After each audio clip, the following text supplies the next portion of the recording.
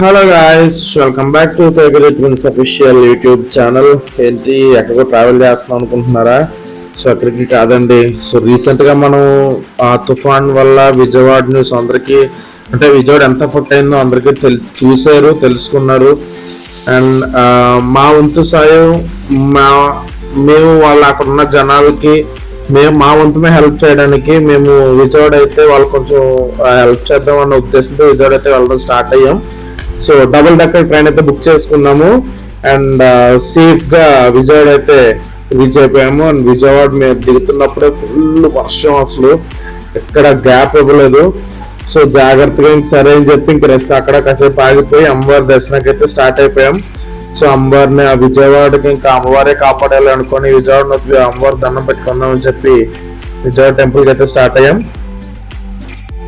So Vijayawada almost first దర్శనం మాదే కాబట్టి చాలా అంటే చాలా ఖాళీగా అనిపించింది టెంపుల్ మాత్రం. సో పోన్లే అమ్మవారిని పీస్ఫుల్ గా చూసుకోవచ్చు అనుకున్నాం. దాని మధ్యలో ఎంటర్ అవుతున్నప్పుడే ఫోన్స్ కానీ, బ్యాగ్స్ కానీ, కెమెరాస్ అటువంటి ఏమైనా ఉంటే కింద కలెక్ట్ చేసేయాలని చెప్పారు. సో బ్యాగ్స్ అయితే ఇచ్చేసాం, బరువు వెళ్ళిపోతామని చెప్పి. అండ్ మేమేం చేసామంటే సరే ఫోన్ తీసుకెళ్ళిపోయాం ఎవరు చెప్పకుండా. ఫోన్ పాకెట్లో అయితే సరే అంటే ఎవరు చెప్పానంటే ఫ్లైట్ మోడ్ లో పెట్టేసుకోవాలి ఫోన్. అక్కడ రింగ్ ఏంటంటే ఫోన్ మళ్ళీ వెనక్కి రాదు. సో మేమైతే స్టార్ట్ అయ్యాం దర్శనానికి. అండ్ మేము సేఫ్ ఒక 10 minutes మాకు లేట్ అయితే ఇంకా వేరే లెవెల్లో ఉంటుంది వర్షం. ఆ కృష్ణా బ్యారేజ్ చూడండి ఎంత ఫోర్స్ గా వాటర్ పొందుతుందో. అసలు విజయవాడ మనం చూసిన టీవీల్లో వీడియోస్ లో మనం చూసి జస్ట్ 10% మాత్రమే చూసామండి మనం. మిగిలిందంతా అసలు విజయవాడలో ఉన్న సిచ్యువేషన్ ఏంటంటే ఎలాగా ఒకప్పుడు విజయవాడ దర్శనానికి వెళ్ళిన వాళ్ళకి అమ్మవారు కడుపు నుండి అన్నం పెట్టి పంపించేవారు. ఇప్పుడు అదే విజయవాడకి ఎవరైనా అన్నం పెట్టకపోతారో ఎదురు చూసే రోజులు కూడా చాలా ఉన్నాయి ఈ వర్షాల్లో.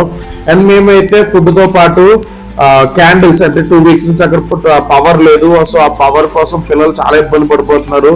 సో నైట్ లైటింగ్ కోసం అని చెప్పి మేమైతే క్యాండిల్స్ తీసుకున్నాము. ఒక 300-400 క్యాండిల్స్ వరకు తీసుకున్నాము. So candles and match box కలిపి రామ్గఢ్ అయితే ప్యాక్ చేస్తున్నాడు. అండ్ విజయవాడలో మేము ఇంతలా చేయడానికి మెయిన్ రీజన్ అక్కడ ట్విన్స్ అండి, వాళ్ళు కూడా ప్యాక్ చేస్తున్నారు కదా, వాళ్ళు కూడా ట్విన్స్. వాళ్ళు బెజవాడ ట్విన్స్ అంటారు వాళ్ళు బెజవాడ ట్విన్స్ అంటారు. సో వాళ్ళు అయితే చాలా అంటే చాలా హెల్ప్ చేశారు మాకు. అంటే మాకు విజయవాడ మాకు తెలీదు.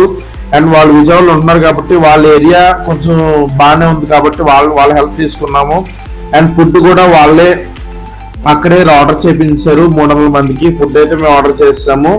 సో అక్కడ ఫుల్ వాటర్ కదా అని చెప్పి మాకు మా సేఫ్టీ కూడా మేము చూసుకోవాలి కదా, ఎందుకంటే మాకు కూడా మా ఇంట్లో మా మమ్మీ వాళ్ళు ఎఫెక్ట్ అవుతారని చెప్పి మా సేఫ్టీ కూడా మేము చూసుకోవడానికి మేము ఏంటంటే షార్ట్స్ కానీ, లేదంటే వాటర్లో తడవకుండా వాటర్ ప్రూఫ్ చెప్పల్స్ కానీ తీసుకున్నాము.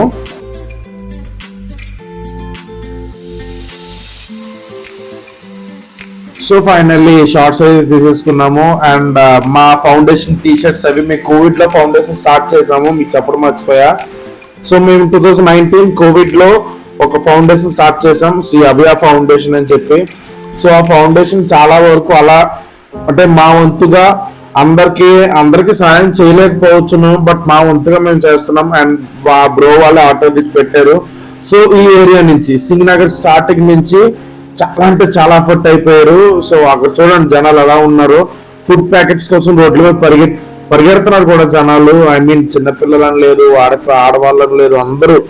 సో అంటే ఒక 2 minutes నేను వాళ్ళ పొజిషన్ లో నన్ను నేను ఊహించుకున్నాను. సో నేనైతే అలా ఉంటే మాత్రం డెఫినెట్ గా నేనైతే చాలా అంటే చాలా ఇబ్బంది పడిపోతాను. సో వాళ్ళు నిజంగా అలాంటి సిచ్యువేషన్ నేను ఎవరికి రాకూడదని అమ్మవారిని కోరుకుంటున్నాను.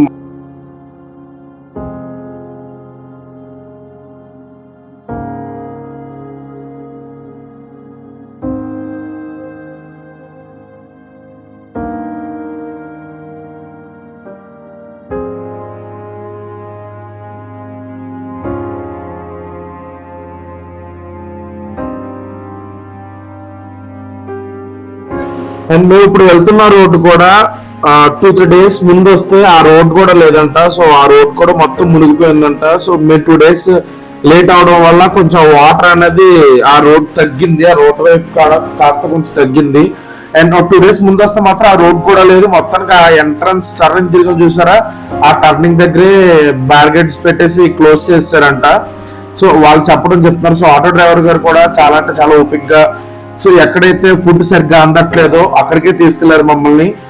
సో ఆ ఫుడ్ అందరిని ఏరియాకి మేమే వెళ్ళి ఆ ఫుడ్ ఇవ్వడం అయితే జరిగింది.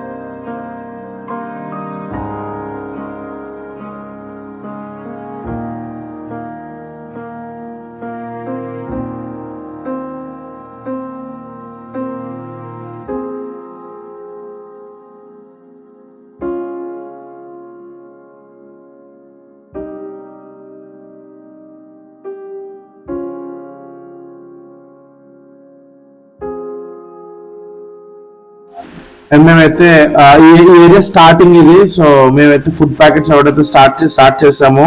అండ్ మేమిద్దరం ఇలా ఇస్తుంటే కొంతమంది అయితే అక్కడ ఎంట్రన్స్ లో ఆటో ఆపేసి వాళ్ళు చూడండి పాపం వాళ్ళు కిందకి రాలేని పరిస్థితి. సో కింద ఇప్పుడైతే వాటర్ కొంచెం పర్లేదు, కానీ వాటర్ వరకు ఏంటంటే ఆ గేట్ కూడా కనిపించలేదంట, అలా కట్టినాం. కొంతమంది అయితే వాళ్ళ బైక్స్ ని లేడీస్ వాళ్ళ చీరలతో కట్టున్నారు చూడండి, పక్కన మీకు కనిపిస్తుంది. చీరలు ఎక్కడ బళ్ళు కొట్టుకుపోతాయేమో అని చెప్పి వాళ్ళు గేట్లు కట్టుకున్నారు. సో అలాంటి పరిస్థితి వాళ్ళది. నిజంగా మేమైతే చాలా అంటే చాలా మేము చాలా ఎమోషనల్ అయిపోయాం ఆ పరిస్థితి చూడంగానే. నేను అందరూ ఏంటంటే ఇంటికే పరిమితం అయిపోయిన పరిస్థితి వాళ్ళందరిది. సో ఫుడ్ దయచేసి ఎవరు వేస్ట్ చేయకండి. సో ఆ ఫుడ్ అదే ఫుడ్ లేక చాలా మంది పిల్లలు కానీ పెద్దలు కానీ ముసలి వాళ్ళు కానీ వృద్ధులు కానీ చాలా అంటే చాలా ఇబ్బంది పడిపోతున్నారు ఇక్కడ. సో లేనప్పుడే విలువ తెలుస్తుంది అంటారు కదా. సో ఆ ఫుడ్ లేనప్పుడే వాళ్ళకి ఆ విలువ తెలుస్తుంది. అండ్ ఆ ఫుడ్ కోసం ఎంత మంది ఎలా సఫర్ అవుతున్నారో మేము కళ్ళారా మేము చూసాం. సో దయచేసి ఎవరు ఫుడ్ వేస్ట్ చేయకండి. ఇఫ్ ఇన్ కేస్ మీకు ఏమైనా ఎక్స్ట్రా ఉండిపోతే కనుక, మీరు ఎక్కడైనా మిగిలిపోతే కనుక దయచేసి అది ఎవరికైనా లేని వాళ్ళతో షేర్ చేసుకోండి తప్ప మీరు దయచేసి అది ఫుడ్ మాత్రం వేస్ట్ చేయకండి. ఫుడ్ అనే కాదు, వాటర్ కూడా. అండ్ ఇక్కడైతే ఫుడ్ కొంచెం పర్లేదు అనిపించింది, ఫుడ్ అయితే వస్తుంది అంటున్నారు. పాపం అయితే ఆవిడది బీరో కూడా కొట్టుకెళ్ళిపోయిందంట ఆవిడ చెప్పడం అయితే. చాలా అంటే చాలా సఫర్ అయ్యారు వాళ్ళందరూ, ఆ ఏరియా వాళ్ళందరూ. మేమైతే ఫుడ్ తో పాటు క్యాండిల్స్ కూడా ఒక్కొక్క ప్యాకెట్ ఇవ్వడం జరిగింది.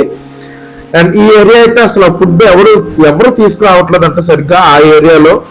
సో అందుకని ఆ ఏరియాకి మేము వెళ్ళాము ఫుడ్ క్యాండిల్స్ అవి ఇవ్వడానికి.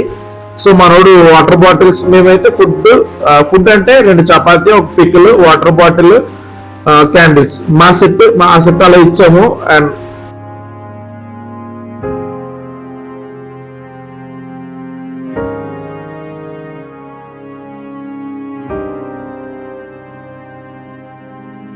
ఈ ఏరియా అయితే చాలా అంటే చాలా ఎఫెక్ట్ అయిపోయిందండి. అండ్ భయంకరమైన స్మెల్ వస్తుంది, వాటర్ కూడా. పాపం వాళ్ళు ఎలా ఉంటున్నారో తెలియదు. అండ్ తర్వాత అక్కడ అయిపోయిన తర్వాత మేము ఇక్కడ స్టార్ట్ చేసాము ఇవ్వడం. సో ఫుడ్ ప్యాకెట్స్ ఇక్కడైతే ఇచ్చాము. రామ్ అయితే ఇక్కడే కాకుండా పక్క స్ట్రీట్ కూడా మునిగిపోయిందంటే పక్క స్ట్రీట్ కూడా ఇవ్వడం స్టార్ట్ చేశాడు. అండ్ మేము నిజంగా లిటరల్ గా మేమైతే చాలా అంటే చాలా ఎమోషనల్ గా ఫీల్ అయ్యాం ఆ రోజు మాత్రం. నిజంగా వాళ్ళు ఎలాంటి పరిస్థితిలో ఉన్నారంటే పెద్దవాళ్ళు కూడా ఫుడ్ తీసుకొని మాకు దండాలు పెడుతున్నారు. అండ్ మేము ఆశీర్వాదాలు తీసుకుంటున్న వాళ్ళు కూడా మాకు దండం పెట్టి చాలా ఎమోషనల్ గా ఫీల్ అయిపోయారు వాళ్ళు కూడా. అండ్ ఫైనల్ గా ఫుడ్ అయితే పంచడం స్టార్ట్ చేసాం. అండ్ అందరూ చాలా అంటే వాళ్ళు తీసుకున్న ప్రతి ఒక్క కళ్ళల్లో కూడా అట్లీస్ట్ వాటర్ డ్రాప్స్ ఖచ్చితంగా చూస్తాం మనం. సో అలాంటి పరిస్థితుల్లో ఉన్నారు వాళ్ళు.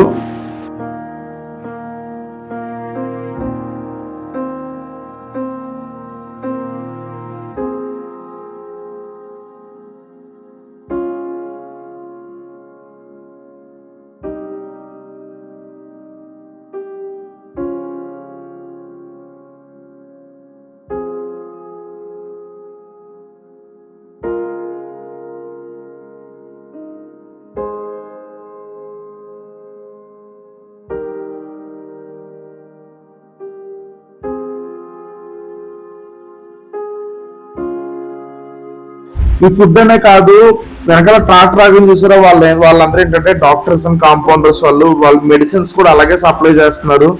అంటే ఆ స్మెల్ కి ఏమన్నా పిల్లలకి, చిన్నపిల్లలకి ర్యాషెస్ కానీ ఏమన్నా వస్తే ఆ మెడిసిన్స్ కూడా వాళ్ళ ఇంటికి వెళ్ళి వాళ్ళే ఇస్తున్నారు ట్రాక్టర్ లో.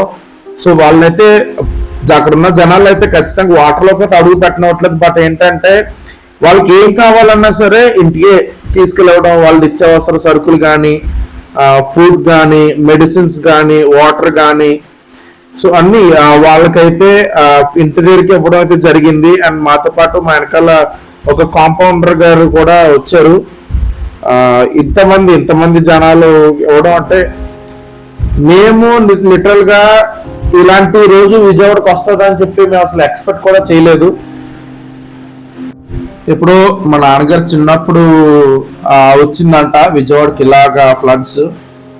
సో మా తర్వాత మళ్ళీ మా నాన్నగారు ఇదే చూడటం, విజయవాడకి ఎంత హెవీగా ఫ్లడ్స్ రావడం. అండ్ మేము మా లైఫ్ లో ఇది ఫస్ట్ టైం. హుదూద్ కూడా మేము ఇంత అలా చూడలేదు మేము. సో విజయవాడ అయితే మేము అంత ఘోరంగా చూసాం విజయవాడని.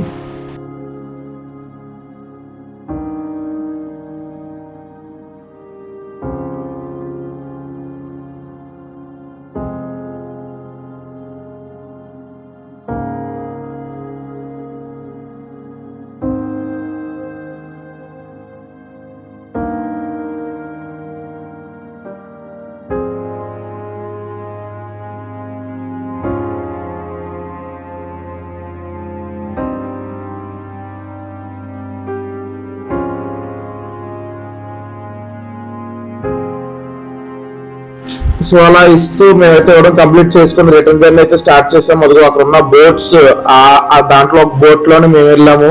ఆ బోట్స్ లో ఒక దాంట్లో అంటే అక్కడికి ఆటో కూడా వెళ్ళట్లేదు. అండ్ ఫైనల్ గా ట్రైన్ అయితే వచ్చేసింది. సో ట్రైన్ అయితే చాలా అంటే చాలా హెవీగా, అంటే చాలా రష్ గా ఉంది. ఎంత కష్టమైనా సరే మరుసటి రోజు కాలేజ్కి వెళ్ళాలి కదా, ఎందుకు కాలేజ్ మళ్ళీ లీవ్ పెట్టామని చెప్పేసి ఇంకా ఏదైతే రిజర్వేషన్ బోగి ఎక్కేసాము, జనరల్ కాకుండా. రిజర్వేషన్ కూడా జనరల్ లాగే ఉంటే ఇంకేం చేస్తాం చెప్పండి. సరే ఇంక రిస్క్ చేసింది, సరే టీసీ వస్తే ఎంతో కొంత రిక్వెస్ట్ చేసి వెళ్ళిపోతామని చెప్పి రిజర్వేషన్ ఎక్కేసాం. అక్కడ చూడండి పెద్దోళ్ళతో సహా అందరూ ఉయ్యాల కట్టేసుకొని కూర్చుంటే ఎలాగా. సో ఫైనల్ గా విజయవాడ నుంచి సమలకొడుకు కంటిన్యూ స్టాండింగ్ లో అయితే వచ్చేసాము. అండ్ మా ముందు వీడియోస్ కనుక మీరు చూడకపోయి ఉంటే దయచేసి చూడండి, చూసి షేర్ చేసి లైక్ చేసి సబ్స్క్రైబ్ చేయండి. Thank you.